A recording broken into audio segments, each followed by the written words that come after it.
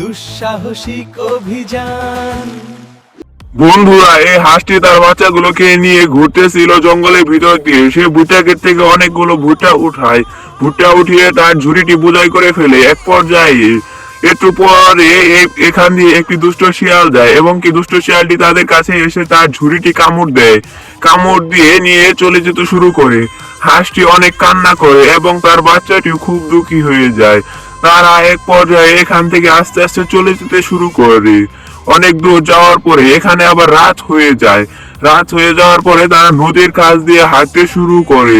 নদীর কাছ দিয়ে হাঁটতে শুরু করে সামনে একটি গুহা দেখতে পায়। মা হাঁসটি একটি গুহায় নিয়ে যায় তার বাচ্চাগুলোকে গুহায় নিয়ে যাওয়ার পরে একটু পরে এখানে একটি বৃষ্টি নেমে পড়ে। বৃষ্টি নামার পরে মা হাঁসগুলো অনেকগুলো পাতা নিয়ে এসে বাচ্চাদেরকে একটি বাসা বানিয়ে দেয়। বাচ্চাগুলোকে সেখানে রাখে। এক পর্যায়ে অনেক জোরে বৃষ্টি নেমে পড়ে। বৃষ্টি নামার পরে তাদের বাসাটি বৃষ্টিতে ভিজে যায়। তাদের বাসাতে পানি ঢুকে যায়। কে আবার এই শিয়ালটি সাঁতার পারতো না। সে একটি ডুমের উপরে নদী দিয়ে ভেসে চলেছে। স্রোতের মাঝে সে হারিয়ে যাচ্ছে, কারণ সে সাঁতার পারতে জানতো না।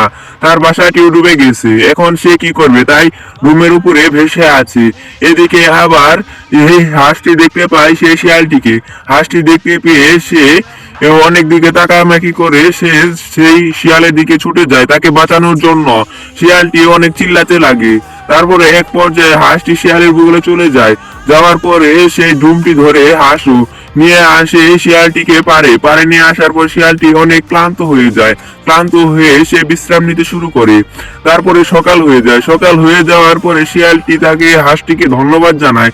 ধন্যবাদ জানিয়ে সেই ভুট্টাগুলো নিয়েছিল সেই ভুট্টাগুলো হাঁসটিকে ফিরিয়ে দেয়। হাঁসটিকে ফিরিয়ে দেওয়ার পরে হাঁসটি অনেক খুশি হয়ে যায়। তার বাচ্চাগুলো অনেক খুশি হয়ে যায়। এভাবে তারা নদীতে সাঁতার কাটতে শুরু করে। এই শিয়ালটি বসে বসে দেখে তাদের দৃশ্যগুলো। ভালো লাগলে অবশ্যই লাইক সাবস্ক্রাইব করো।